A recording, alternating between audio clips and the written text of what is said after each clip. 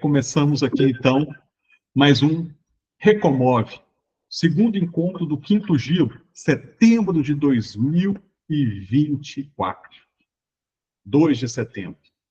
Começamos, como sempre, com a nossa vinheta do Canto Cego, Vida Rendeira, né? E a partir dela, aliás, vou ter que fazer tem que buscar aqui, tá?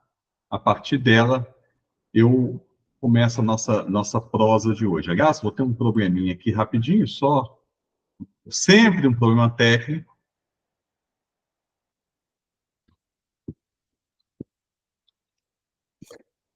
Nem se preocupe, Léo, o Elon Musk também está com problema técnico. Esse daí é bom, sabe? Eu só estou assim, agora o X para mim da questão é o Xandão.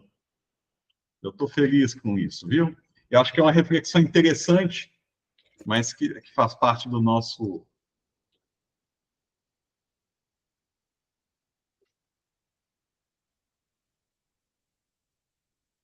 E...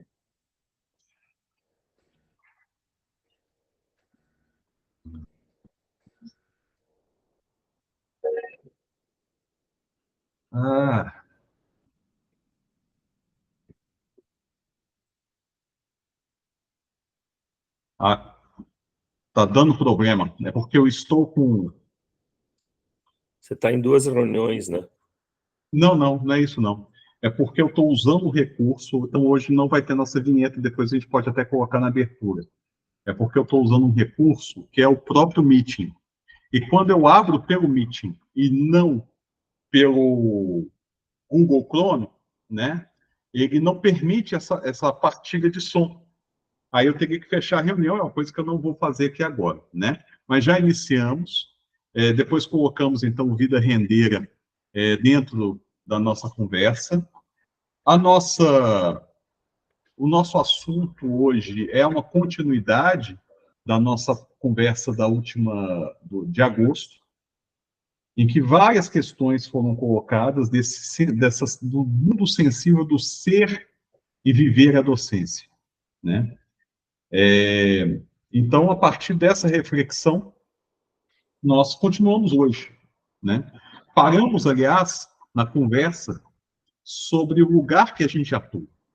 Tem até uma categoria, uma reflexão que surge no final da conversa, que eu queria trazê-la aqui, que é a marginalidade educacional. Nós estamos à margem do sistema, ou nós somos forçados a viver o sistema? E como a gente pode agir, tanto na perspectiva de célula, quanto na perspectiva de coletivo, dentro dessa realidade do se fazer, do viver a docência, né? Para mim, tem muito sentido pensar esse caminhar nosso. Agora há pouco, o Modo estava falando das angústias da juventude, eu gostaria que ele retomasse essa fala dele, e das angústias do viver a docência e da relação intergeracional, como ela tem se colocado para a gente hoje, sabe? E como isso é um desafio seminal, né? Estava lembrando da professora Lúcia Pupilo, da UNB, eu tive uma reunião com ela na sexta-feira passada, e ela disse que cada pessoa que nasce na sociedade, essa pessoa nasce com uma forma de contaminação dessa sociedade. E a sociedade, em muitos sentidos, age sobre essa pessoa para evitar que esse novo contamine o antigo. Então, às vezes, o que a gente vê como relação intergeracional é uma relação de conflito geracional, né? E nesse mundo que a gente vive hoje, esse conflito tem se colocado na apatia, né? Eu acho que é um pouco isso que o professor Romualdo começou a trazer na fala dele. Então, gostaria de convidar o Romualdo para começar a nossa conversa, já assim no susto.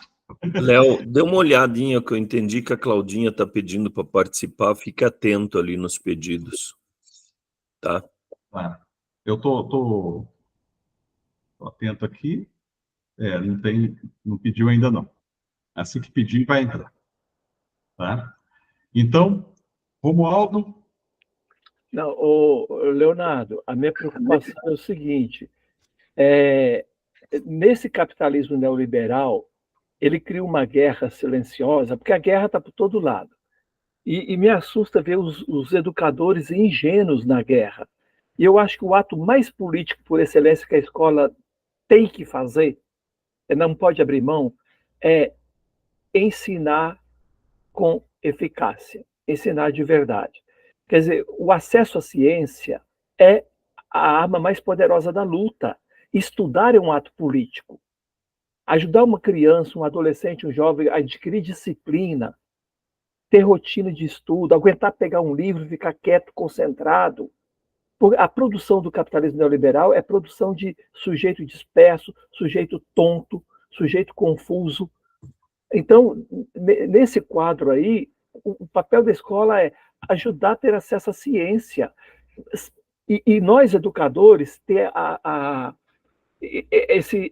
essa ginga de que a ciência não é porto seguro, a ciência não é absoluto, mas é o recurso que nós temos para estar na história.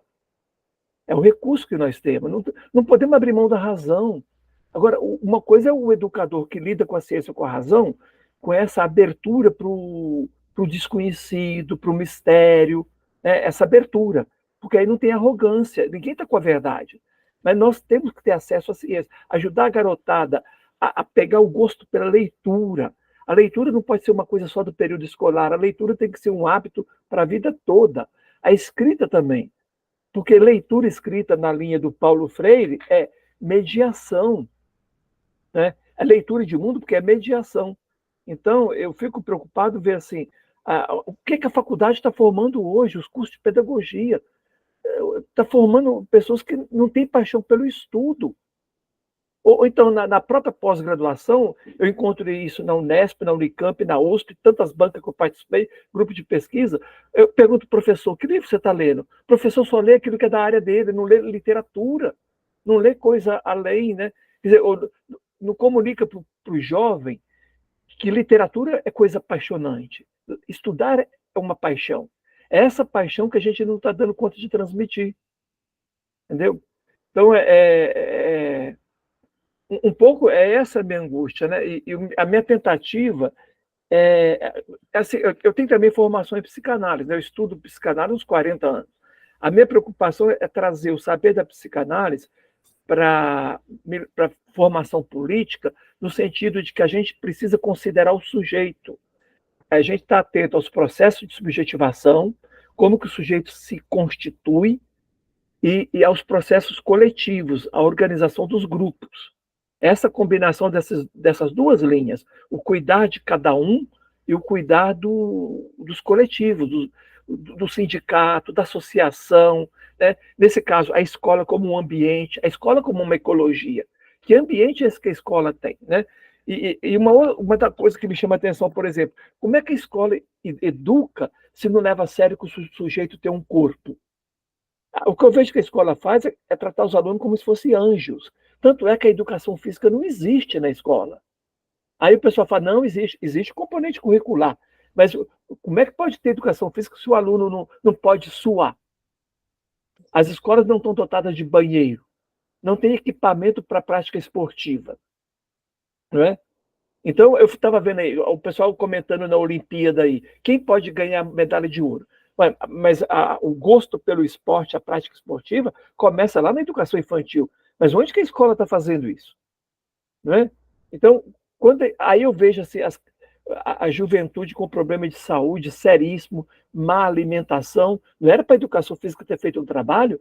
E a educação física não pode ser só um componente curricular. A educação física deveria assessorar a construção de um prédio. A educação física deveria preocupar com o horário do recreio, com o tempo da escola. A educação física precisa preocupar com se o aluno respira na hora da prova ou não respira. A educação física ela tinha que ser transdisciplinar, porque todo mundo que estuda, todo mundo que lê, que faz ciência, tem corpo.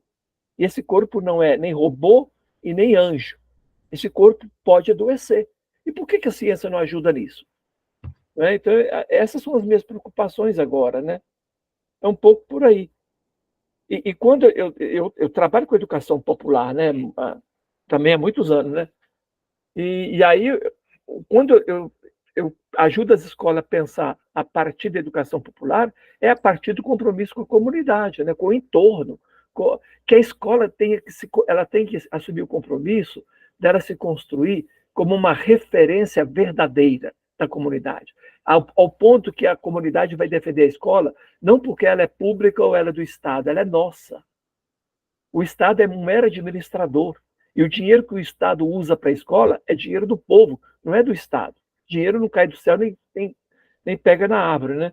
Então, quer dizer, aquilo que o CRAS tem na assistência social, centro de referência, está na placa. Mas onde que no Brasil o CRAS tem sido, de fato, um centro de referência? Porque o pessoal acha que, pelo fato da lei estar dada, já está garantido. Não está.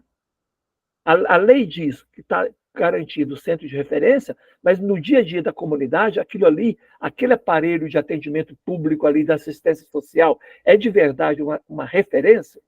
Não é. A mesma coisa eu aplico nas unidades básicas de saúde, a mesma coisa eu aplico nas escolas. Né? Ou quanto que nas escolas, por exemplo, os conselhos são meras formalidades. Quando é que o conselho é dinâmico? Quando é que o conselho entendeu que, com base na LDB, a gente pode fazer uma revolução na escola? Né? A mesma coisa a LOAS. Se a gente for ver a lei da assistência social, ela é revolucionária. Mas o que nós estamos fazendo?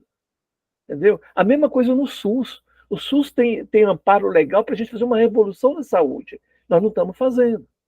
E eu estou vendo agora o governo federal patinando na participação. Eu tenho dialogado muito com o Pedro Pontual, que é o diretor de Educação Popular da Secretaria-Geral da Presidência da República. Eles estão com dificuldade. Porque não adianta vir lá da Secretaria-Geral da Presidência da República. O meu desassossego é o que nós estamos fazendo aqui, no chão, na base. O que nós estamos fazendo em cada sala de aula. Por isso que eu acho que o trabalho na sala de aula é revolucionário. Se o aluno comigo se apaixona pelo estudo, se ele apaixona pela escrita, se ele apaixona pela leitura, se ele se descobre cientista, isso ninguém arranca dele. Ninguém arranca. Então, é um pouco por aí que estão minhas inquietações, né?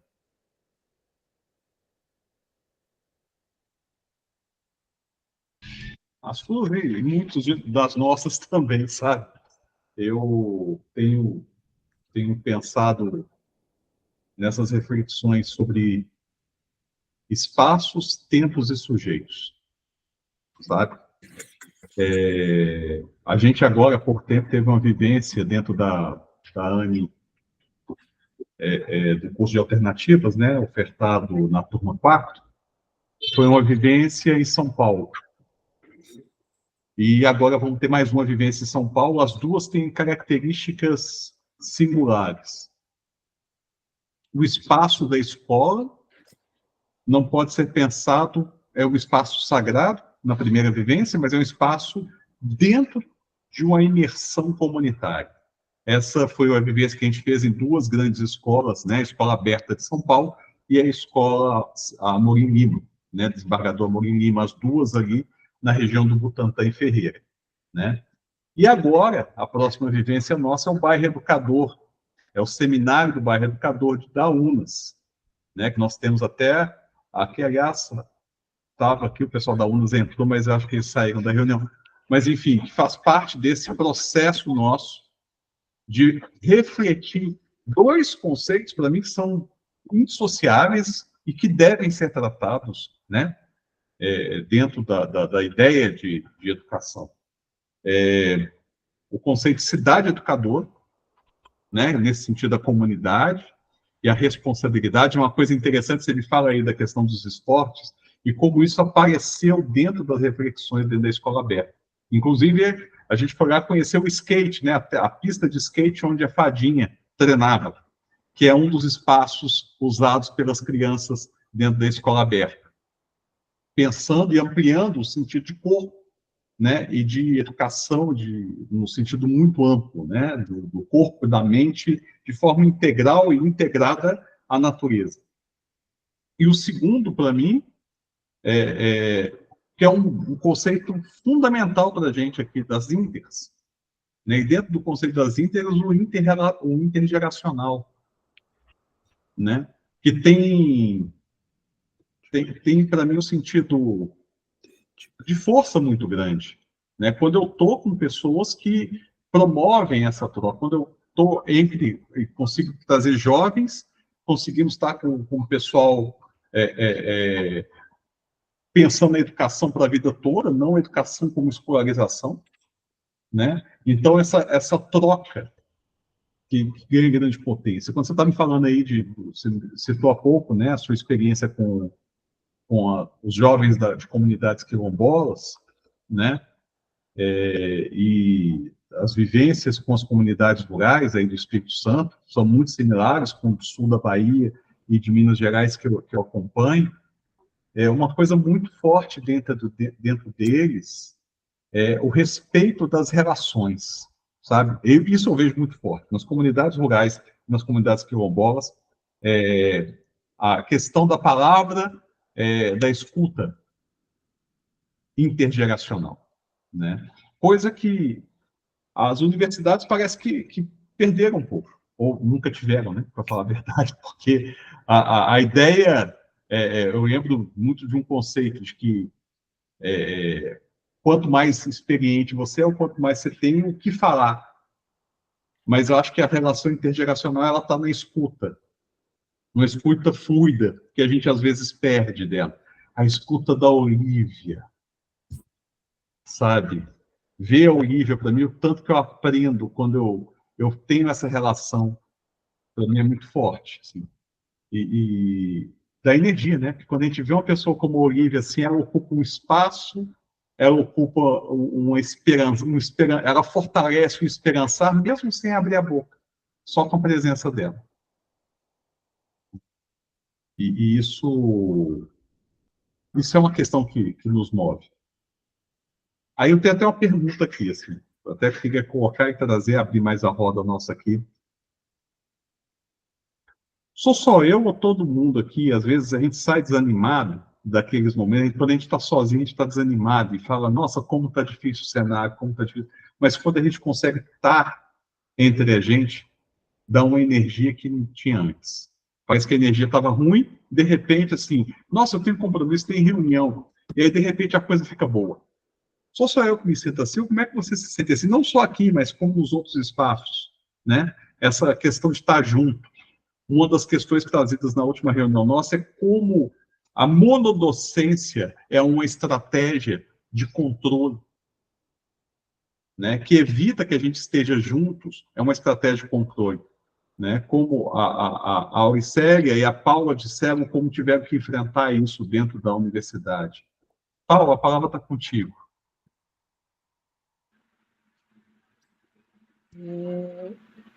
Minha voz está meio assim, oscilante, mas vamos ver se dá para me escutar. Vocês me escutam bem? Mesmo nem roupa.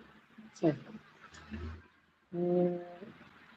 A monodocência, na verdade, ela é a regra, né? E a gente tem buscado trabalho coletivo bem de formiguinha ainda, né?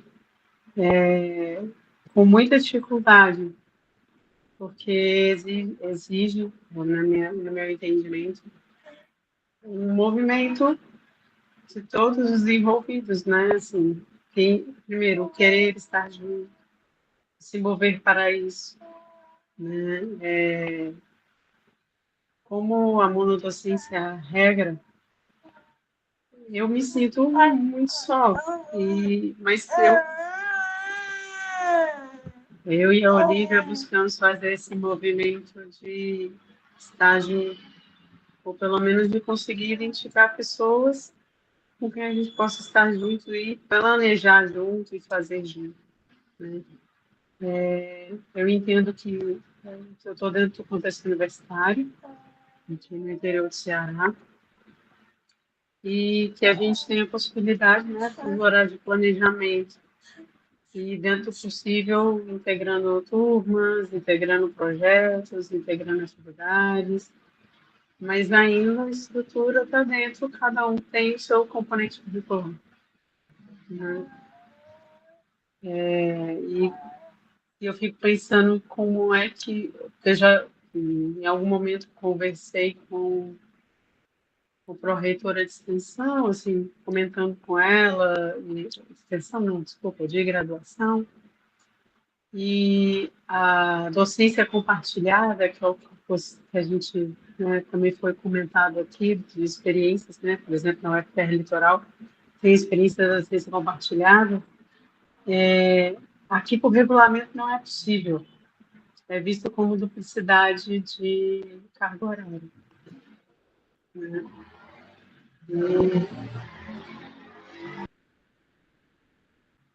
A gente já tentou, em alguns momentos, fazer uma docência compartilhada, mas aí o que nos orientaram é, bem, vocês vão fazer docência compartilhada de um componente curricular de 4 créditos, você fica com 2 e o outro professor fica com 2. Né? É assim que é vista, quer dizer, eu não considero isso como docência compartilhada, assim como divisão de carga horária. Né? Mas a base é basicamente você trabalhar sozinho e você com sua turma. De que maneira, em termos institucionais, se poderia propor fazer essa modificação no regulamento interno? Eu sei que seria modificaria a organização dos cursos de graduação, né? Assim, vou levar essa discussão. Aí, Valdo, eu também queria saber como que... eu sei que a UFR Litoral tem seu projeto pedagógico em que isso, em alguma medida, está presente, pelo menos previsto em termos de projeto pedagógico, mas na UFPR, como a docência compartilhada acontece nos outros cursos e nas outras unidades da própria universidade, ou isso é específico da UFPR Litoral? A sua palavra.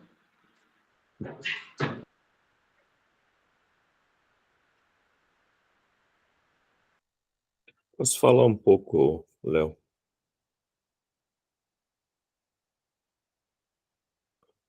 Léo está lá no...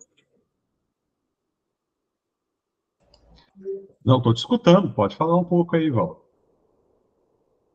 Vamos tentar Então, juntar. também, Valdo. Vamos juntar os dois encontros, né, o de agosto com esse. E essa necessidade de nós identificarmos pontos sensíveis, que você acabou dando no título, né? Ou demandas da nossa carreira docente. Nós estamos num tempo que precisa de uma complexidade tal que precisa separar um pouquinho do que se está se falando. E nós temos num tempo que a distinção de preparo do professor, ela desapareceu.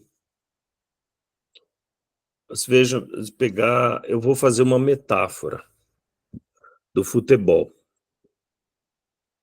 Estamos na moda aí de campeonatos, que são os chamados mata-mata. E, invariavelmente, como foi também na Copa Europeia, na Copa América, tem um número expressivo de partidas que vão ser disputadas nos chamados pênaltis, mata-mata. Se nós pegar um goleiro de 30 anos atrás, o goleiro tinha um jeitão de defender pênalti. E era muito mais lógico o atacante fazer o gol do que o goleiro defender. Eram processos que o atacante, já sendo um sujeito especializado em fazer gols, ele tinha uma habilidade muito grande em chutar, que era o fazer dele. Depois, com os anos, lá na década de 60 para 70, para aumentar o interesse, para aumentar a probabilidade de se vencer um time que tivesse um sujeito espetacular no bater, uma habilidade espetacular no bater o pênalti, eles começaram a fazer os pênaltis alternados e um por jogador. O mesmo jogador só podia bater o segundo pênalti quando os 11 tivessem batido o primeiro. Então, o que obrigou todos os batedores de pênalti a se preparar. Mas teve uma outra coisa que aconteceu paralelo, que é onde que eu vou usar um pouquinho a metáfora. Passou a se ter escolas de goleiros. E os goleiros foram preparados progressivamente de um jeito altamente profissional. O Brasil, que vivia de goleiros argentinos e uruguaios, ele passou a ser uma escola mundial de goleiros. Inclusive, tem vários goleiros brasileiros que jogam na Europa, em vários times. Eles estudam a exaustão os jogadores adversários, porque tem uma probabilidade de ir para os pênaltis. E dá certo, porque o número de pênaltis defendidos, eles aumentaram numa curva exponencial nos últimos 40 anos. Bom, vamos trazer isso para a educação. Os estudantes de qualquer idade, de qualquer sistema educacional, tanto da educação formal como da educação popular, são os mesmos?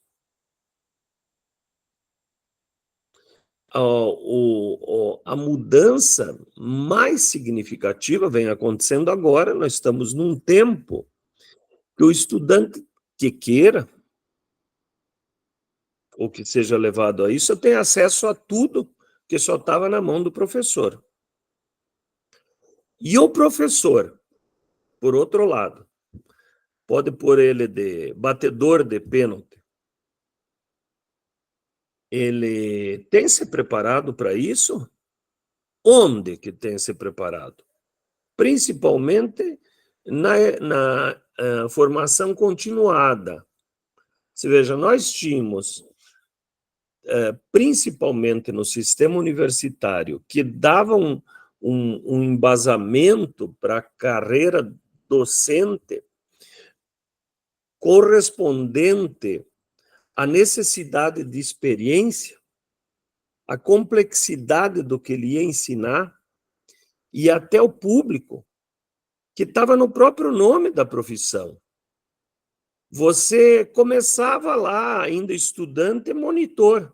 O monitor era um sujeito estruturado no sistema universitário para, ainda estudante, auxiliar o professor e aprender os primeiros passos. Muitos de nós, professores que estamos lá saindo de cena, fomos algum dia monitores. Aí você tinha o auxiliar de ensino, não é um acaso. Estou pegando só o sistema federal, Romualdo. Mas que corresponde a algum nome também no sistema das públicas, estaduais e tal. O auxiliar de ensino era quando você começava efetivamente contratado, você só auxiliava. Você nunca assumiu uma turma. Você era auxiliar. Num segundo movimento, que invariavelmente ia quase uma década, você era assistente, você assistia o processo educacional, você dava apoio ao processo educacional. Depois vinha o adjunto, mas lá pelo quase 20 anos de carreira, você ia junto com aquele que era o professor titular. Tinha um titular, que para ser titular andava 30 anos exercitando. Então, você tinha uma lógica para bater um pênalti, não era o cara que entrou nos 30 minutos do segundo tempo e diz, vai lá você e bata o pênalti você, não.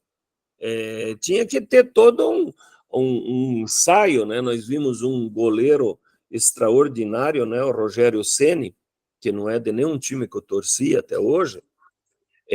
O Rogério Ceni, além de goleiro, ele foi o goleiro com o maior número de gols marcados de falta. Ele ficava horas e horas e horas batendo falta, sozinho, como os treinamentos de batedores de pênalti. Bom,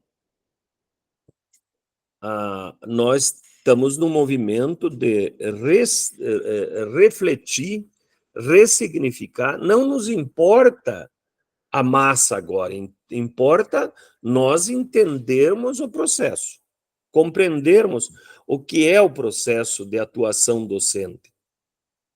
Podemos até segurar o aluno sendo o mesmo, que nem de perto é isso, mas nós, para dar conta, na medida que nós entramos na profissão. A cada 5 anos, em algumas instituições, a cada 10 anos, tinha uma coisa que está no dicionário, que se pedir para os professores universitários, eu duvido que metade dessa turma que está aí saiba o que é licença sabática.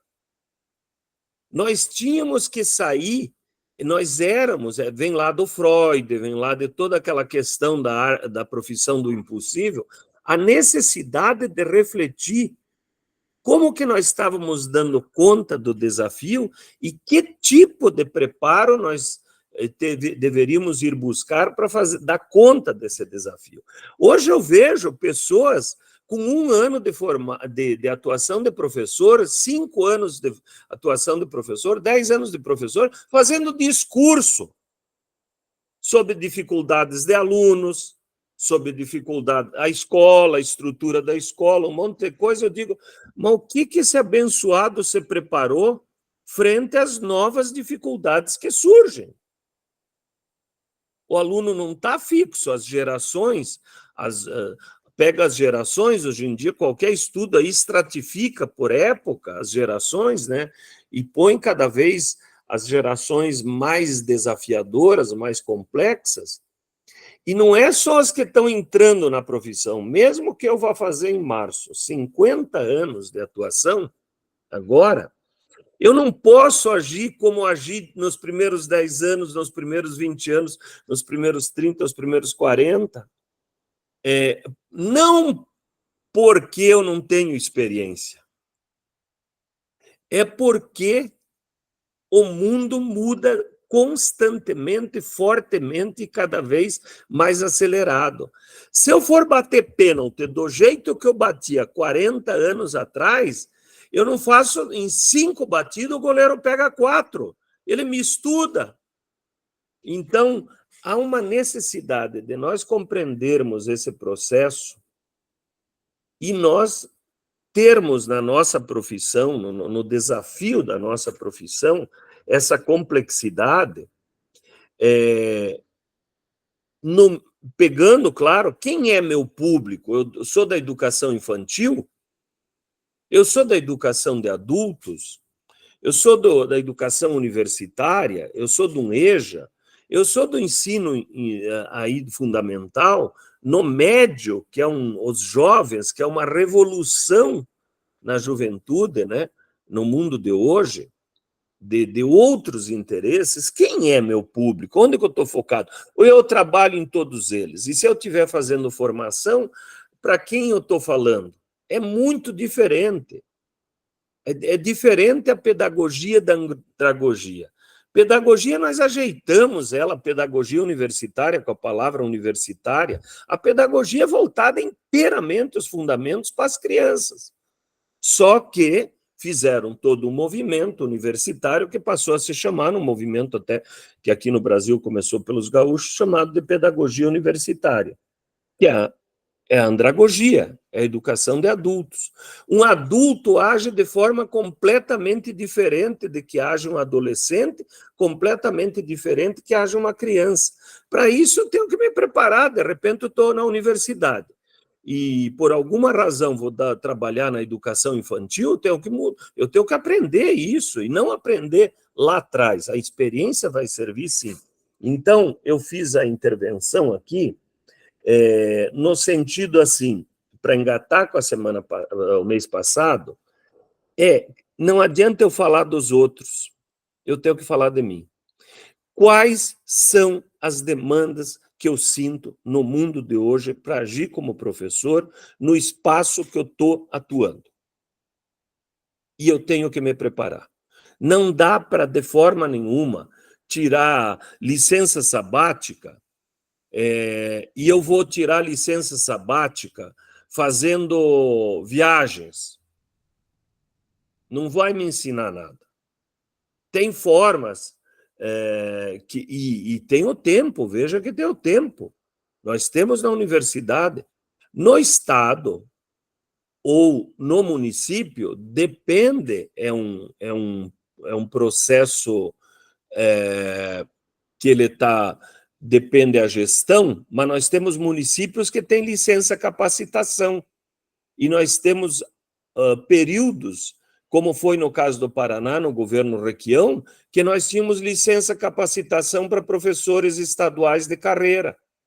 E eles faziam um projeto que eles desenhavam para ir buscar conhecimento para dar conta daquilo que eles encontravam dentro da sala de aula e não conseguiam dar conta, onde que eles se sentiam frágeis, despreparados. Mas se eu não vejo isso, que eu compreender, eu conhecer o espaço onde que eu estou destinado a trabalhar, afinal eu faço um concurso, assumo uma função de docente e tal. Eu compreender muito aquilo, eu me identificar, porque se eu não me identifico, não tem cristão no mundo que dê conta para preparar esses professores. Não há Celso no mundo que prepare professor, e muito menos ninguém mais por aí. Se o cara não quer, se ele não se identifica com aquilo, esqueça. Mas eu tenho que olhar para mim, não para ele. Se eu me identifico, eu digo, eu vou me comprometer com esse processo e eu vou aprender, sim. Esse semestre eu não dei conta disso, não dei conta disso e não dei conta disso. Pegar o que o Romualdo falou, né, que eu concordo inteiramente, no mínimo manter a taxa de leitura, mas aumentar. Se no semestre passado eu tinha um índice lá de 10% que lia dentro de um patamar mínimo que eu estabelecia, e nesse semestre, no mesmo público, com o mesmo ano, eu mantenho os 10%, caio para 8%, quem não deu conta fui eu. Eu não estou preparado para aumentar diante do tipo da dificuldade que tem de ler hoje, de ajeitar. Eu nem sou goleiro preparado para pegar pênalti e eu nem sou atacante preparado para chutar pênalti no mundo de hoje. Quer dizer, é deste preparo que estamos falando. O que tem de discurseira geral por aí, o que tem de discurseira, todos falando sobre tudo. O cara tem 3 anos de sala, está discursando a torto e direito. Não resiste uma pergunta, diz, qual é a dificuldade tua, efetivamente, diante do problema que está na tua frente, hoje, não 10 anos atrás, 20 anos atrás, e o que você tem feito para melhorar o teu desempenho, por mais desafiador que seja, e que tipo de formação você buscou, e se você melhorou o teu desempenho. É isso que é falar de formação. É individualmente. Claro que quando você fala na instituição, você provoca todos, mas tempo, precisa tempo para se preparar. Se eu trabalho 40 horas, eu quando atuava ainda no mestrado e no doutorado, eu tinha professores, me lembro de uma professora, coordenadora pedagógica do Colégio Marista Santa Maria, que eu fui orientador dela no mestrado, ela dava 44 horas de serviço no Santa Maria. E era a pessoa que lia tudo que eu botava na frente, porque ela dizia, eu quero aprender, eu preciso aprender, eu não estou dando conta com o que eu sei. E era um negócio que vinha a segunda coisa, você tem que dedicar tempo independente da tua agenda. Se você tiver que levar comida para casa, e o teu tempo não dá, ou morrem de fome, ou você não consegue assumir de levar comida. Tem que ter o desejo, tem que querer. E tem que ter o esforço, a dedicação, a responsabilidade. E aí sim que entra todo um processo de trocas. É isso que eu quero deixar gravado aqui, Léo, porque senão a gente dentro do Recomove, a gente quer fazer muita fala geral, e cada professor está ouvindo os seus alunos. Eu não preciso entrar num curso ouvindo aluno, pelo amor de Deus, né? Eu já faço isso o dia inteiro se eu tenho compromisso com a minha função. Agora, nós trazendo um troço de um arranjo geral, a fala pontual de um ou outro aluno, ela não soma aqui, ela soma na minha função, onde que eu tenho que ir lá, tá? Eu me estendi um pouquinho, Léo, porque eu dei uma juntada aqui em 3 páginas que eu estava anotando, tá? Eu percebi isso. Paula estava com a mão levantada antes de eu levantar a minha. Paula, quer fazer o uso da palavra agora? Paulo, quando chegou um momento da sua fala, que você comentou assim, da licença sabática, e você falou do discurso e também falou da questão da... Então, entendi eu que algumas pessoas utilizam a licença sabática para ficar viajando, né?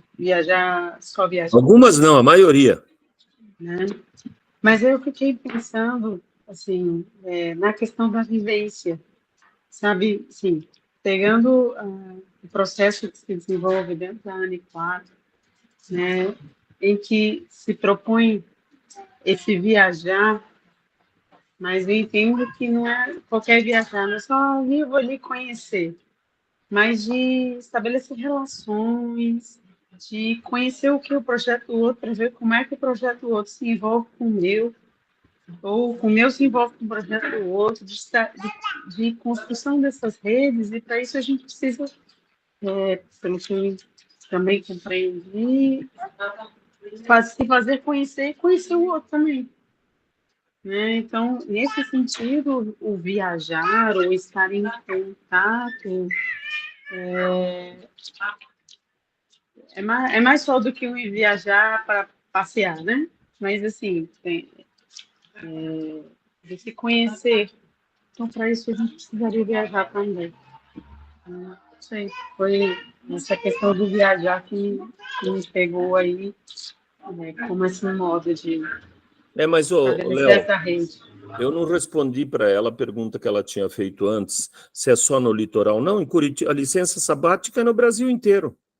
Primeira coisa, é o que faz com isso. Segundo, como é que eu desenho minha licença sabática? O Valentim, ele está usando o pós-doutorado, ele podia usar a licença sabática, ele está aí, você encontrou ele está no Nordeste, ele está mexendo com tudo na carreira dele.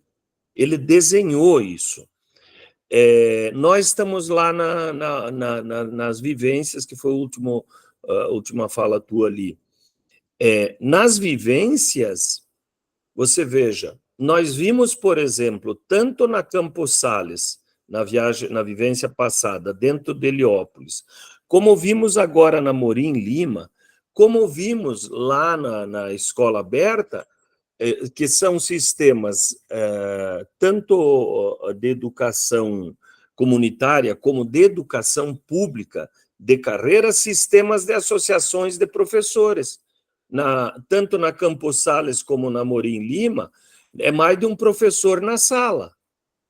Então, claro que em algum lugar você vai dizer que não pode, a maioria dos lugares não pode, mas só o fato de, em alguns, no mesmo sistema educacional, poder, alguma coisa acontece. E mais uma coisa que pode acontecer. Eu tinha uma fresta e eu fiquei 1 ano estudando outros lugares, porque eu queria aprender, inclusive a Escola da Ponte, que vários de nós fomos. Eu fui lá ver como é que era, eu vivi aquilo, né? Então, cada um tem que planejar a carreira dentro daquilo que, quando você quer buscar uma formação, mesmo que você dedique uma semana em um mês de férias, quando tem, no caso mais restrito, que é o mês de férias, nessa semana você pode reunir o útil ao agradável. 3 meses de esquecer tudo e uma semana de tirar férias com uma pessoa conhecida que você gosta bastante e diz, queria trocar umas ideias sobre como é que está indo, como é que você tem evoluído. Precisa dedicar tempo. O diabo é que quando o tempo é dado institucionalmente, as pessoas desviam esse tempo fazendo outra coisa, que é o tal da licença sabática, é tal do pós-doutorado, que é uma febre aí das universidades brasileiras, que a gente nem sabe o que essa turmada está estudando, e a maioria que chega de volta. Eu não quero mais ser gestor, porque todas as vezes que eu fui, cada vez foi apertando mais. Eu obrigava o cara a passar pelo plenário, para dizer plenário com aluno presente. Não quero saber só aluno para me aplaudir, dizendo o que eu ia estudar e, na volta, dizer o que eu aprendi, para eles aprender também. Léo, então eu só complementei a pergunta aí que ficou solta. Bom, eu fui atrás aqui de algumas coisas que eu acho que são importantes. Sobre a licença sabática, né? Teve uma mudança na redação da lei em 2007. E a nova redação, né, que é da Lei 11.490, coloca no artigo 105, os servidores ocupantes de cargos de nível superior no plano de carreira, que possui a habilitação de doutor ou equivalente, poderão, após período de cada 7 anos de efetivo exercício, requerer 6 meses de licença sabática para aperfeiçoamento profissional, assegurada a percepção de remuneração do período. Ou seja,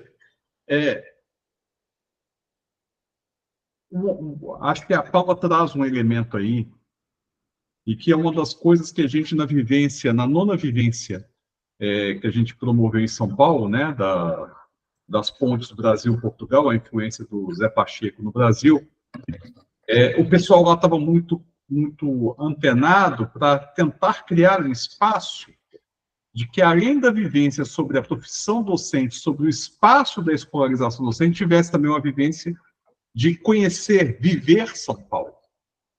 Né? Tanto que fizeram um roteiro de viver a Paulista. E que isso faz parte do princípio básico. Porque quando... É uma discussão que eu estava até... Hoje eu tenho, de manhã cedo, nas minhas caminhadas, eu parei para refletir sobre o nosso encontro de hoje. E eu olhei para mim e falei assim, nossa, que pergunta o Leonardo, de 99, quando começava sua carreira educacional, com a sua carreira docente, o Leonardo de 2007, quando estava ali entrando nas escolas das alternativas, o Leonardo de 2014, que era autor de livro didático, o Leonardo de 2017, que estava ali no primeiro ano de direção de ensino no Instituto Federal, e o Leonardo de hoje, pós-pandemia. Quais perguntas cada um desse Leonardo faz sobre o ser docente? O que importa para cada um deles em cada um desses momentos? Que vivências, que processos? E aí eu cheguei num ponto que para mim foi muito importante. Né? 2 momentos. Para mim, assim, o Celso, que é uma pessoa que lida muito com a questão da religião e nas relações religião e conhecimento científico, a sacralidade do casamento, o quanto isso mudou também o profissional da educação, sabe? Para mim teve um elemento muito forte, o que era ser o Leonardo solteiro, docente, e o que passa a ser o Leonardo casado, dentro de uma lógica de senhor, dentro de uma sociedade estabelecida. O que é essa? Qual que é a diferença? Que novo docente foi esse? Com filha. O outro momento foi a paternidade. São 2 momentos que marcam diferentes vivências que transformam o ser docente de forma indelével, sabe? E em 2 deles tem a questão da vivência. No primeiro, eu tive uma vivência, assim, eu e a Inelisa, minha esposa, minha companheira, a gente falou assim, a gente vai ficar 6 meses sem trabalhar. A gente fez uma reserva e ficamos 6 meses viajando, para depois eu voltar para ser docente novamente. Mas foram 6 meses em que eu não pensei na docência. E, de repente, eu volto. E é interessante como alguns signos são importantes nessa minha vivência. Que é um pouco na perspectiva bem aberta mesmo, né, do ser que a gente é, o que a gente atua, né, que a gente leva o que a gente é para os outros e não aquilo que a gente deseja levar.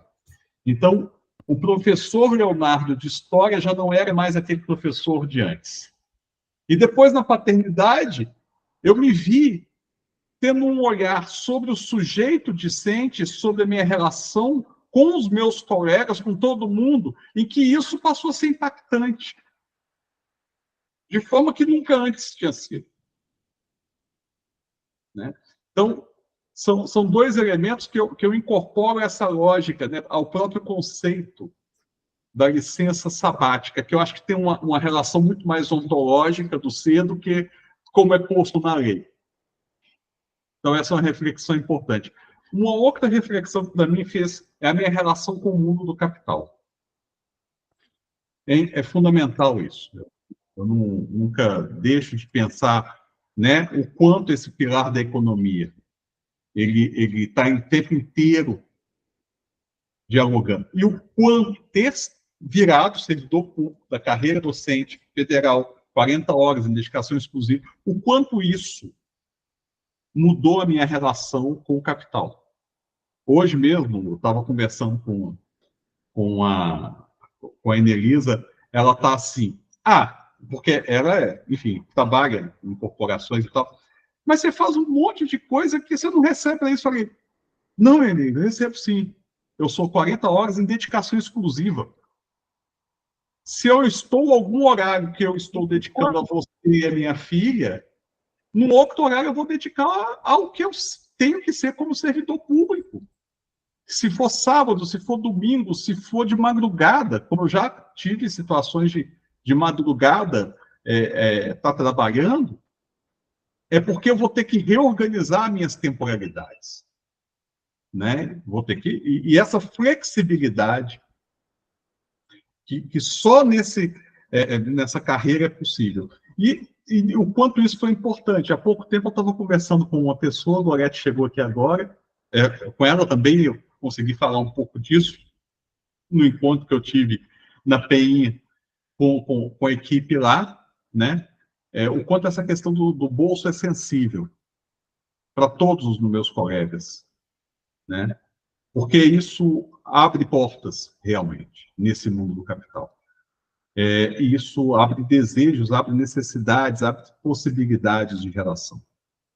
Então, eu queria trazer esses elementos aqui só para poder dialogar com essa questão, né, do sabático, que foi trazido aí nessa reflexão. Porque eu acho que ele tem esse multifatorial, né? E que eu acho que o uso desse multifatorial tem muito a ver com também que tipo de ser humano está lidando com ele.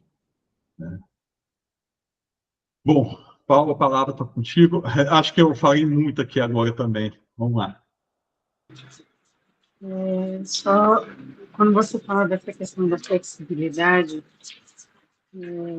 tanto você destacou, eu vejo como uma dimensão positiva, assim, né, de poder estar em outros dias e horários, mas quanto isso com a sua família, né, mas quanto isso também reverbera, por exemplo, no final de semana, às vezes feriados, férias, enfim, que você precisa, digamos assim, compensar, né? Realizar alguma atividade docente relacionada ao seu trabalho em um dia que não seria um dia laboral.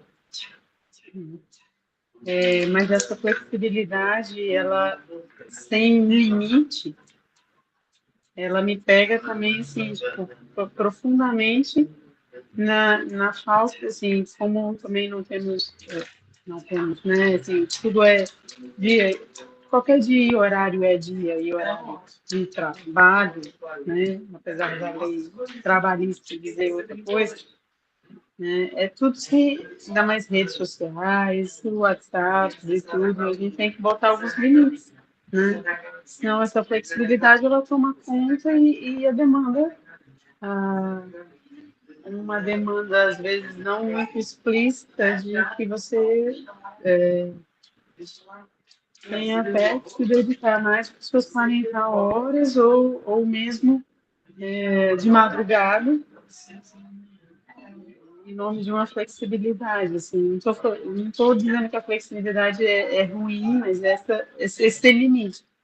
Eu vivo tendo que botar bastante limite aqui e lá quando algumas coisas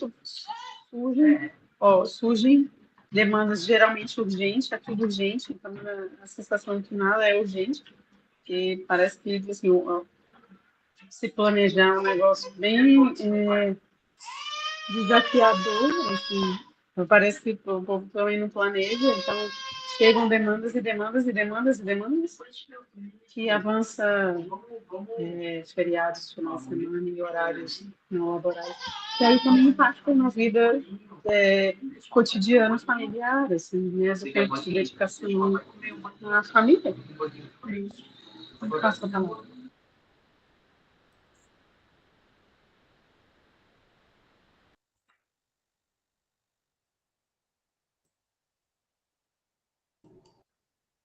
Celso, a palavra está contigo. Bem-vindo. Você esqueceu o gatinho na outra reunião lá, Léo, trouxe para você agora aqui. Então, isso que a Paula falou é uma coisa que mexe muito comigo, e eu lembro a última frase do Paulo Freire na Pedagogia do Oprimido, né? Quando ele fala um mundo em que seja menos difícil amar, né? E para mim tem muito a ver com isso que a Paula está falando, porque para você amar, você tem que baixar as barreiras de proteção, né? Porque senão você não estabelece relação. Você tem que ter barreira de proteção, porque senão você não existe, você é devorado, né? Então, para você amar, você tem que baixar a barreira de proteção. E na hora que você baixa a barreira de proteção, aí aparecem os espertinhos, né? Parece vai de espertinho ao psicopata, tem todo um espectro aí, né? E muitas vezes, eles, sabendo dessa nossa disposição, eles acabam até jogando, não sei se a Paula deve sentir isso também, né, com uma certa culpa e má consciência, né? Como se a gente tivesse obrigação Então, um aspecto bastante delicado. Acho que é importante a gente falar sobre isso, porque uma certa moral que vai, ou moralismo que vai se colocando, né? E não é à toa que o mestre lá ensinava a amar ao próximo como a si mesmo, né? Então, a gente conseguir viver essa dialética aí, né? Com responsabilidade, com respeito, né? Pelo outro e pela gente também. Que é isso que o Valdo falou, é muito sério também, uma coisa que me angustia muito, assim, pessoalmente, é perceber, assim, aquilo que a gente está falando, está fazendo sentido para quem, né? E, então, só para partilhar um pouquinho aí algumas angústias também, né?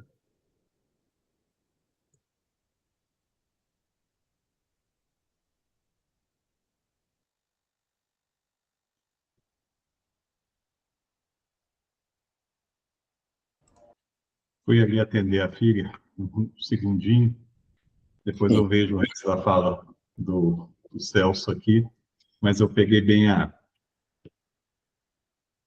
esse se comprometer, esse conhecer, essa questão do amar, né? Se comprometer, acho que é a grande questão.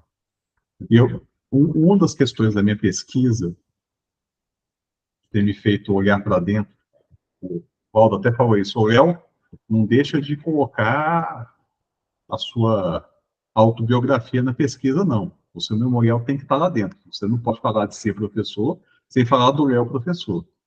Então, o tempo inteiro as coisas têm que estar juntas. nesse processo. E óbvio que tem uma coisa, tem a professora Maria Galvão, da UFMG, ela escreveu em 2003, junto com o professor Dutti, um texto, né, uma pesquisa deles, foi até pesquisa de doutorado dela, sobre trajetória de vida de docentes da educação básica, formação de docentes da educação básica durante a 5692, a Lei 5692. E aí eles fizeram um estudo serial, fazendo um levantamento de onde vêm esses docentes, quem são os professores. Todos são filhos de operários, são filhos de camponeses, são filhos de retirantes na educação básica, a grande maioria dos que se formam ali na década de 80 e 90, né? Eu me identifico muito disso, né? Meu pai, apesar de trabalhar na área administrativa, olho para a formação educacional dele, ele terminou o ensino médio. Minha mãe terminou o Fundamental 2. Lembro que a minha infância, grande parte dela, se não fosse algumas saídas minhas, foram escolhas minhas na minha trajetória, era assistindo Silvio Santos à tarde de domingo. E eu resolvi, não, eu vou ao teatro. Esse negócio de ir ao teatro é uma coisa que começou a me mobilizar com 13, 14 anos. Gostava muito. Mas não, eu olho muito, por exemplo, para a geração, né? Meus irmãos, a diferença minha para eles é de 3 anos. Meu irmão fez matemática, mas nunca atuou como docente, foi do comércio. Minha irmã fez contabilidade, atua na área. E os dois religiosamente sentam para fazer o mesmo programa cultural de final de semana. Beber, fazer churrasco, assistir Silvio Santos e futebol. Isso há anos. É uma coisa que passa, isso daí pira. Aí eu olho assim, quanto dos meus colegas docentes da educação básica também não tiveram essa mesma trajetória, e até hoje é isso mesmo, né?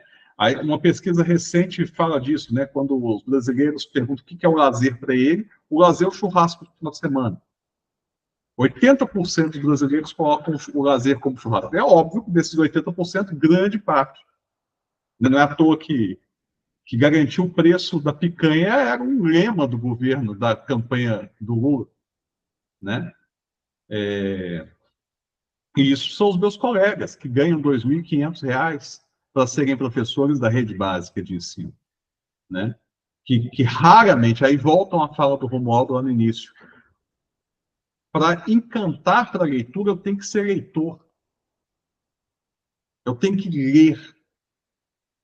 Minha filha só gosta de Machado de Assis porque vira e mexe, eu pego um texto do Machado de Assis, estou começando a ler, que para ela está curiosa com essa tal de Capitu, sabe? Mas é porque eu gosto de ler Machado de Assis. Então, como é que eu vou falar do século XIX? Como é que eu vou discutir, eu como historiador, com as crianças, sem passar por Lima Barreto, sem passar por Machado de Assis, sem pensar Álvares de Azevedo, sem pensar Castro Alves, sem lidar com esses tradutores do século XIX que não são historiadores, que não são pessoas específicas, né? Então, isso é uma questão que me coloca muito nessa questão do amor, né?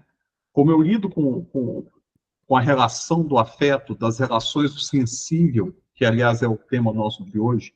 O que me é sensível, portanto, se torna sensível nas relações com o outro. Porque hoje a juventude não considera a docência, aliás, eu acho que nunca considerou a docência como um caminho profissional de desejo. Eu acho que falta essa pesquisa. Estou falando aqui, mas não sei se tem essa pesquisa. Se em algum momento da história do Brasil, república, desde da escola moderna brasileira, né, ou seja, desde 1920 para cá, se as pessoas se colocam assim, ser professor é a minha escolha de vida. Né? Nos estudos sobre formação profissional, quando aparece isso? Se aparece isso? Né? Porque hoje, assim, a gente vê os estudos, nem 2%, acho que é 1,7% dos jovens se veem fazendo cursos de licenciatura. Mas quando você entra, por exemplo, no curso de História, como é o meu caso, né, você forma historiador. Você não forma o professor de História. Aliás, nem professor. A palavra professor só... Eu lembro bem, assim, não vou falar nome, de um professor chegar para mim e falar assim, você vai realmente largar, porque eu era bolsista, né, de iniciação científica, você vai largar a pesquisa, o bacharelado em História para fazer licenciatura em História? Né? Você vai perder tempo fazendo licenciatura, sendo que eu já tinha ali aberto o caminho para a pesquisa?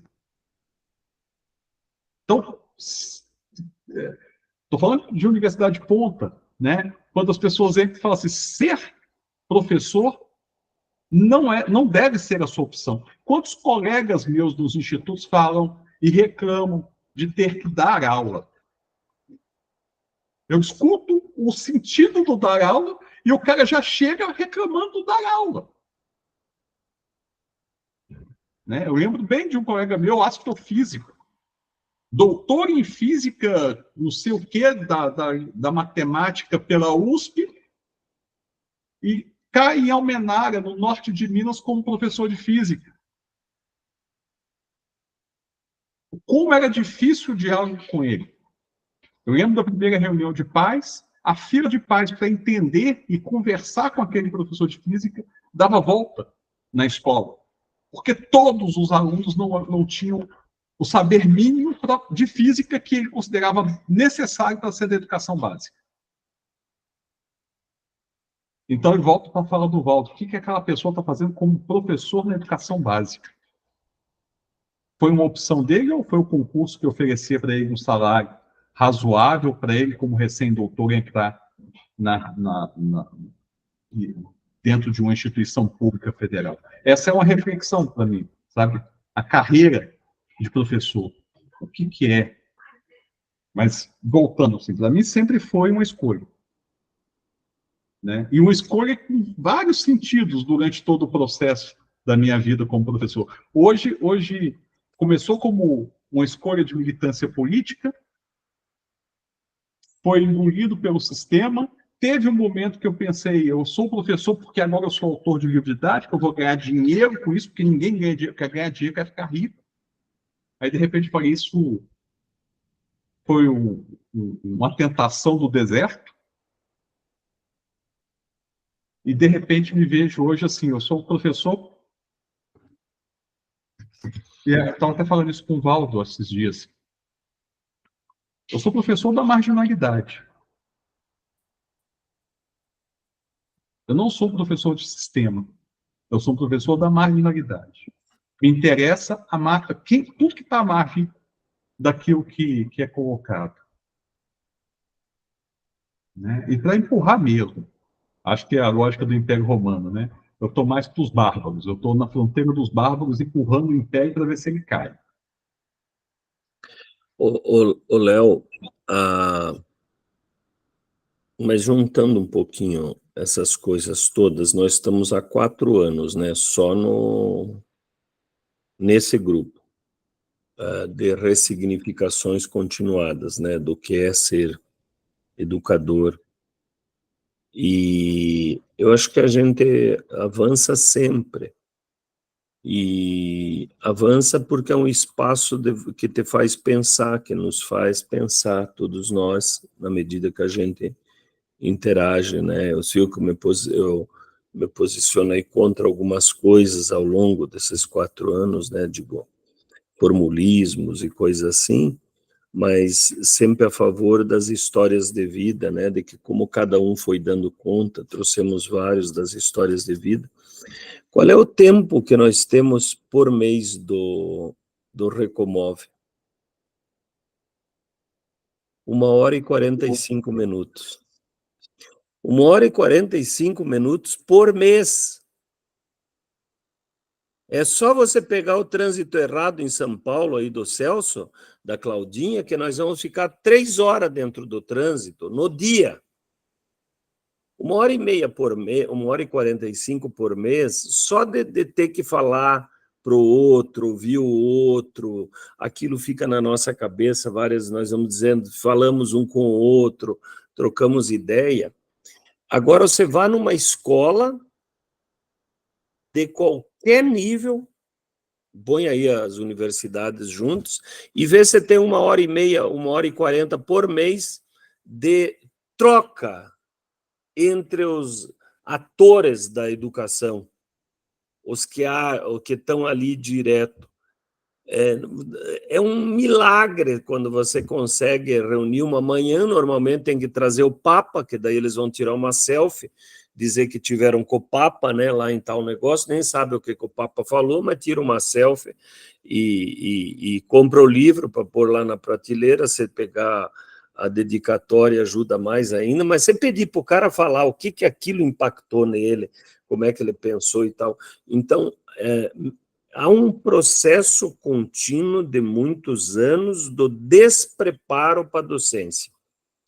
É uma vulgarização, uma simplificação, né? Ninguém quer, não precisa, cada um tem seu jeito, que não é isso. Eu digo assim, todas as formações que eu vou, começo assim, digo, companheiro, não gosta de ler, não gosta do que faz, caia fora, que é melhor não ter o professor do que ter você. Porque você vai fazer discurso que vai arrebentar a perspectiva do Avante. Porque antigamente as pessoas, né, tinham poucos professores e não profissionalizados, mas os que tinham era de uma dedicação percentualmente muito maior do que nós estamos hoje.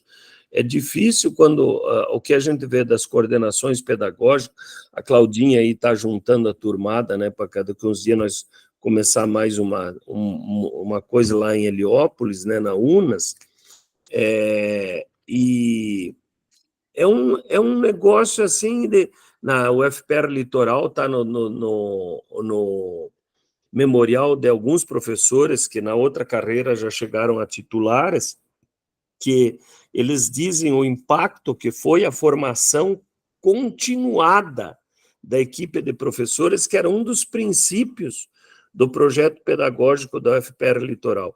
Passados uns 10 anos, eles diziam assim, o Valdo só traz os amigos dele. Os amigos dele. Traz a Mabel, o Celso, a Terezinha Rios, né? Toda essa turmada aí, tá. Eu digo, então tá bom, me dê um amigo teu que fala de formação de professores com um lastro de reconhecimento que nós trazemos, não tem problema nenhum. A questão é se você está usando esse argumento para não fazer formação, não participar, ou você gostaria de ouvir outras pessoas também que podem acrescentar para todos nós. Então, quando o tempo ali, quando eu digo precisa de tempo, não é a lei do contrário, é um tempo muito grande. É 2 horas por mês, que é muito difícil que a gente tem que começar no mínimo, é muito difícil que alguém que se propõe a gerir os espaços pedagógicos, os espaços administrativos, educacionais, não aceite numa negociação do movimento, não precisa nem ser greve. Se for na greve, já pensou apresentar para o governo federal, assim, dizendo nós gostaríamos de ter um mês remunerado que não fosse nas férias para a formação dos professores. Eles dizem, se você dividir 6 aí por 6, vocês já têm um mês de licença sabática, o que vocês fazem com ela? E talvez nas semanas pedagógicas, se a gente somar as 40 horas, mas é um tijolão que às vezes vem, já tem, o que falta é arrumar isso como objetivo bem estruturado, né, que atenda às demandas de que eles têm. A questão é que, me parece, o Celso pode dizer isso, talvez pela experiência dele, muito maior do que a minha, é que pega mal dizer que você está fazendo uma formação pedagógica para muitos professores, mas eu já tenho experiência, eu não preciso dessa forma, é algo assim que entrou no linguajar dos espaços da educação, que a gente não precisa mais treinar para bater pênalti, não precisa mais treinar para pegar pênalti, nós não precisamos mais pensar, refletir sobre o mundo que muda na nossa frente, do mundo de uma juventude que muda a cada ano, cada vez mais acelerada, e nós estamos achando que com a experiência antiga nós vamos dar conta disso. A experiência antiga é de extrema valia e um bom ponto de partida, mas nunca será só isso.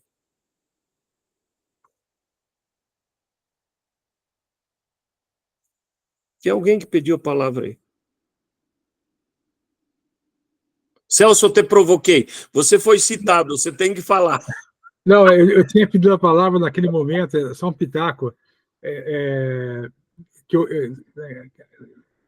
as evasivas dos professores, né? Aí eu estou discutindo lá o que é necessário para que o aluno aprenda. Então, quais são as exigências epistemológicas subjetivas para que o aluno aprenda, né? E para que o sujeito, então, ainda fala, desculpe a redundância, subjetiva do sujeito, para deixar bem claro que eu não estou falando do professor, não estou falando do ambiente, tal. É impressionante a dificuldade dos professores de responderem. Impressionante. Eu tenho mais de 4.000 questionários respondidos por escrito. Os professores não sabem nem como os alunos aprendem, não têm noção. Mas aí, quando você pergunta isso, tem alguns que eu lembrei por causa disso, Valdo. Não, mas cada aluno aprende de um jeito, depende muito, né? É claro que cada um aprende, mas existe um elemento, existem aí, eu trabalho com 6 categorias epistemológicas subjetivas, que é o bebê lá, a criança de 3 anos, ou o cientista lá no acelerador de partículas, se está aprendendo, tem algumas exigências que tem, é claro, de acordo com o contexto, mas tem que ser cumprido. E os caras fogem, sabe? É impressionante. Então, realmente, sabe, Léo, essa questão me angustia muito. Para mim, está faltando muito isso que você falou e o Walter também falou. É tesão. Aquela fala, se você tiver oportunidade, Léo, dos outros também que não viram, a fala da menina lá, da Esther Grossi, lá naquela... Foi um seminário lá, foi uma semana lá sobre gestão, não sei, que eu tive uma participação também lá junto com o Charlot e tal, mas a fala da Esther foi uma coisa impressionante. Ela está com 88 anos, cara. Acho que já ouviu falar da Esther Pilar Grossi lá do GM, falar né, ela está com 88 anos, mas ela tem um tesão, ela tem uma vontade de ensinar, ela tem uma convicção de que você tem que se apropriar da epistemologia pós-construtivista e tal, que é uma coisa maravilhosa. Aí você vai para os professores, não sei, não sei, desculpe, assim, mas eu acho que está faltando um choque de tesão mesmo, um choque de paixão, né? E aí, junto com isso, o compromisso, tudo, né? Mas, enfim, só para desabafar um pouco também.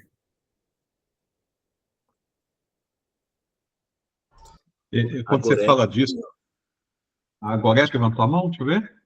Não, ela está quietinha. Ela vai receber nós. Não, eu estou aqui sim, calma. Eu não levantei a mão, não. Estou só ouvindo. Não, mas eu gosto de pegar a Gorete. Eu fui lá na escola da PI.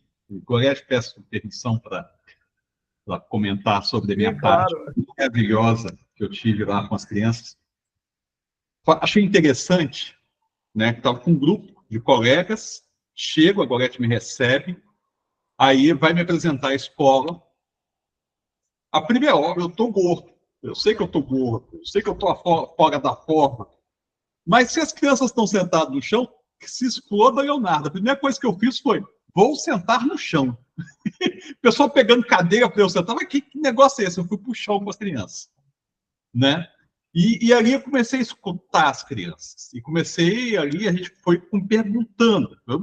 Literalmente com um desejo enorme de aprender sobre o jardim sensorial que as crianças falam, sobre as abelhas que estão lá, que vivem, que fazem parte daquela comunidade, né? Sobre a árvore que caiu com um raio, enfim, naquele processo. Óbvio, era um elemento externo ali e eu tentei o máximo possível não ser esse elemento externo. Mas eu vi o quanto isso, eu vi tesão nos olhos de alguns colegas. Curiosamente, não foi nos olhos dos colegas de 20 e poucos anos. Eu lembro que eu era acusado de ter furor pedagógico. Eu vi furor pedagógico na cara da Gorete, eu vi furor pedagógico na cara dos meus colegas lá do João, sabe, que está com 70 anos quase e está aí trabalhando com o ensino de ciências, né? Os colegas de 20 anos estavam mais preocupados em saber se o horário estava certo. Sabe quanto tempo mais eu ia ficar ali conversando com aquele tanto de criança e literalmente atrapalhando o horário da aula, né? Mas para mim foi uma delícia, para as crianças eu acho que também foi, porque eu ainda cheguei para ela, agora vocês me ajudam a levantar, porque eu desci, agora para levantar não é fácil. E aí fizeram um corredor ali para me levantar. Mas foi isso, sabe? Dos 2 milhões, quase 300 mil professoras, pouquíssimos professores desse Brasil, eu arrisco falar que os que não têm esse tesão não chega aos 300 mil. Eu aposto minha que 2 milhões possuem esse tesão. E que sistematicamente é atacada pelos 300 mil, que parece que é uma multidão. Porque, infelizmente, esses 300 mil têm uma facilidade enorme de assumir cargo de gestão. Sabe? Acho que é isso, assim. Eu fico vendo, eu falo isso assim, raros são os colegas meus, professores da rede federal, que depois que entram em cargo de gestão querem voltar para a sala de aula. Sabe? A grande maioria ficam fazendo horrores para não só manter aquele valorzinho a mais dos cargos de gestão, mas arrisco falar que eles não querem voltar para a sala de aula. E para isso fazem à risca tudo o que os decretos de governo veem. Eu lembro da ocupação das escolas em 2016, que eu aproveitei para fazer aqui de um ato pedagógico dentro do campus Almenara. Não foi uma ocupação, foi um acampamento, né, em que eu considerei que todas as pessoas envolvidas ali estavam em ato educativo, então eu falei, a gente não tem que parar o calendário escolar, porque estamos em acampamento escolar, né? Professor que queira depois marcar um momento de estudo técnico de alguma coisa, marca outro, mas não vamos interromper o calendário. E eu lembro de colegas meus falando que aquilo ali foi o momento que eles mais aprenderam e mais criaram uma relação positiva com os estudantes. Uma relação afetiva, amorosa com os estudantes, né? Porque a gente estava usando o mesmo espaço para acampar. E eu lembro do governo mandando uma carta falando assim, agora eu quero o CPF, o nome de todo mundo que está envolvido na ocupação dos campos. Aí eu peguei a lista de todos os estudantes, de todos os servidores e mandei para o MEC, na época, então, do governo Temer, né? Falei, não, porque aqui está todo mundo, o campus está ocupado por quem tem que estar ocupando o campus, servidores e comunidade. O quanto aquilo foi importante para mim, como eu falei há pouco para o Valdo, o outro momento importante foi em 91, eu era estudante do ensino médio, e tive um professor que não foi meu professor, mas era indicado pelo sindicato, o Alfredo, que era professor de História, que acompanhava o movimento estudantil durante a greve de 91 em Minas. O quanto aquilo foi forte para mim, o quanto aquilo ali definiu meu lugar na docência. Foi ali que eu decidi que eu ia ser professor. Né? Tinha 15 anos, 15 para 16. Greve de 1991. E é esse, sabe, assim, Celso, esse tesão que nunca foi embora. Celso está com a mãozinha. Não está não, mas... A Cláudia não quer falar, Cláudia? Oi, gente. Acabei de chegar em casa, mas fui o caminho todo escutando vocês, assim.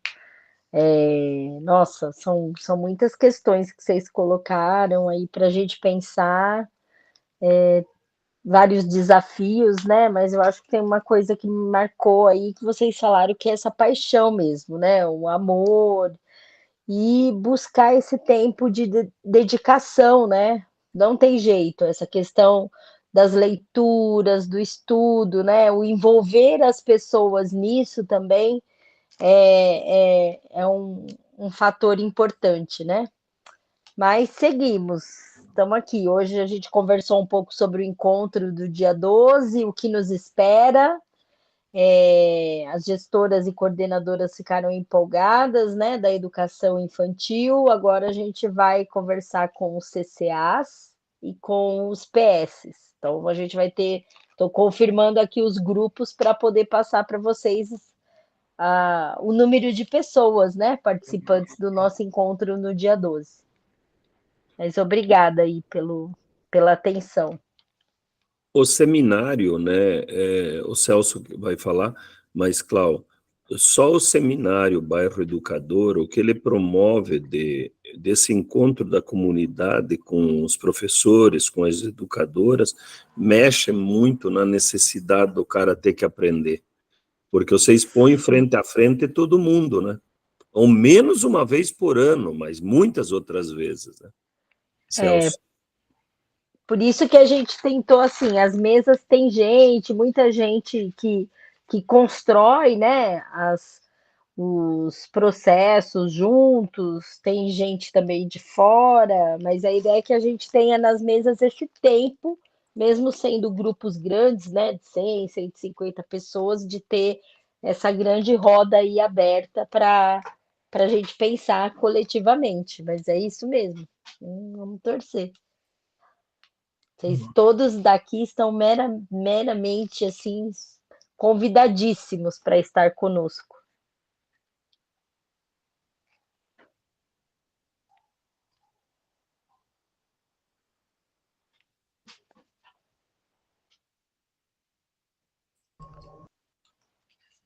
Cláudio, esse ano eu não vou poder estar aí com vocês, não, porque eu estou me organizando para estar lá na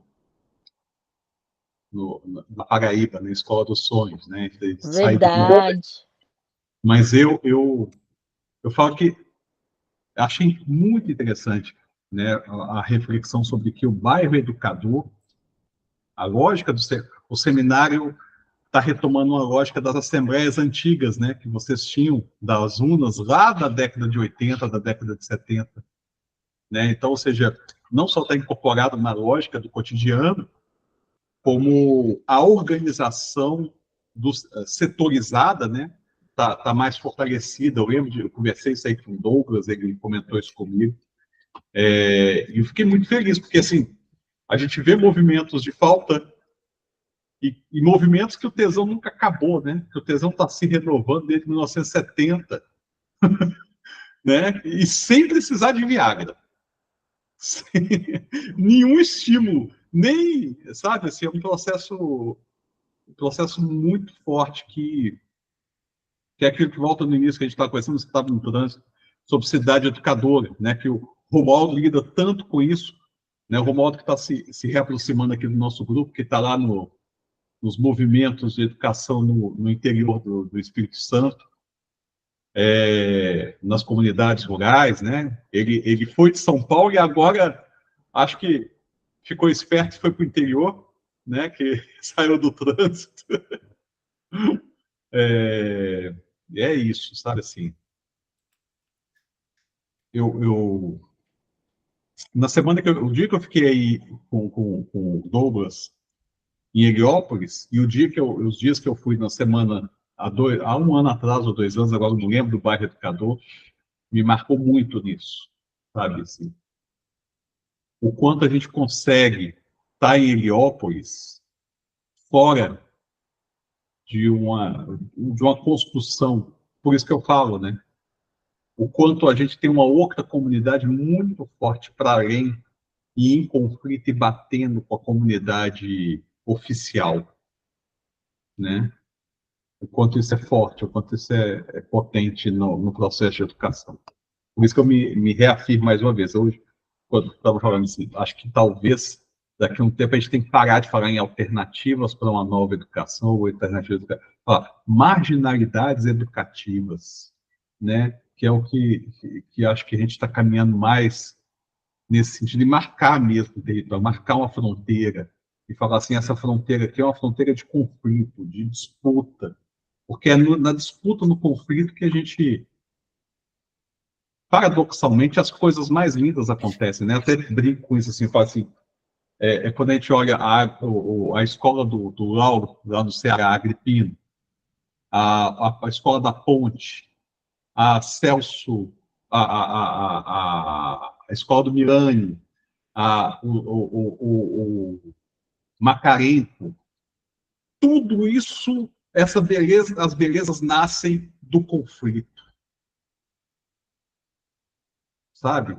Eu até há pouco tempo falei assim, não existiria escola da Ponte sem Revolução dos Cravos.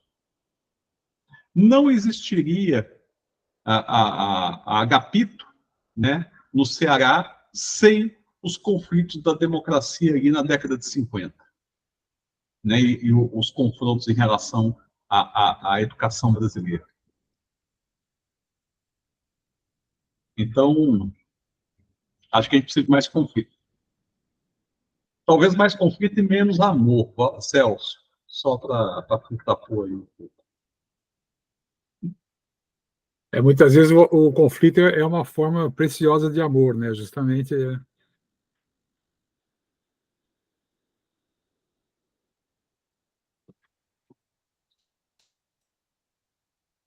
A palavra está aberta, nós Sim, estamos temos 4 minutos. Acho que tem um bom material aí para ouvir e provocar, né, Léo? Os que assistem depois.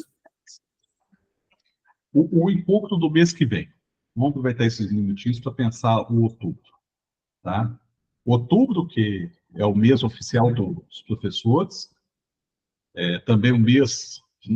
Gente, eu passei por uma experiência, eu tenho só um relatozinho. Eu tenho 2 experiências em Aparecida. Uma, indo forçado pela minha mãe, quando eu tinha 10 anos de idade, inclusive passando pela passarela dos Romeiros, ao sol de meio-dia. Garanto para vocês que não foi nada positivo. Outra também forçado pela minha companheira, pela minha esposa, agora. Eu fui forçado, ela queria Aparecida, eu fui. E foi uma experiência totalmente diferente. Porque eu vi uma riqueza de devotos, de pessoas ali. Eu olhava para uma senhora chorando de frente para a imagem. Uma beleza de entrega cultural. Aí lá de cima você vê ao longe assim a feira popular, né? E eu lembro do sentido para mim de feira, que é um sentido muito forte, né? Que feira é diferente do mercado. No mercado o preço está posto. Na feira você conversa, até as relações econômicas na feira são humanizadas. E o quanto essa padroeira, aí eu parei para refletir sobre isso. O quanto tudo está junto, né? O dia do professor, vinculado a Dom Pedro I, né? O dia lá do professor, de 15 de outubro, o dia da padroeira, o dia das crianças, esse mês de outubro, o que a gente vai fazer nisso? E eu colocar essa questão aqui para provocar que a gente possa conversar isso dentro do Moane, dentro do Recomove, né? Qual a simbologia do mês de outubro para a gente? Queria propor isso. Simbologia do mês de outubro, para a gente discutir em outubro. Ou as simbologias. Acho que nós passar pelo Nordeste agora, no 19 de setembro, vai trazer muitas possibilidades. Léo, vai ter um número significativo nosso lá, de gente. Em Angico, vamos ver lá que Angicos inspira. Também temos isso, né? Os 103 anos aí do nosso patrono. Tudo bem? Então, você manda a gravação aí para... Manda aí, você sobe depois lá. Tá. Vou mandar também a música, não sei se você consegue colocar a música junto com a gravação, na mesma, já que a gente não conseguiu hoje. Mas, enfim, aí tem... fazendo a forma mais simples. Manda só a gravação. Ó, o pessoal do Canto Cego sabe sempre que estão com a gente. E a música, né, Rendeira, agora, como é que é? Agora fugiu o nome da música, mas... Vida Rendeira. Ela também, ela acompanha esse coletivo aqui. Né? Depois escutem. Quem não escutou ainda... Coloca o link na descrição do vídeo também. Tá. Sugestão. Manda pro Val. Um abraço, gente. Um abraço especial para a Olivia. Romualdo, bom te ter de volta aqui com a gente. Tá? E vamos construindo, vamos costurando. Abraço. Tchau, tchau. Tchau, tchau, gente. Boa noite.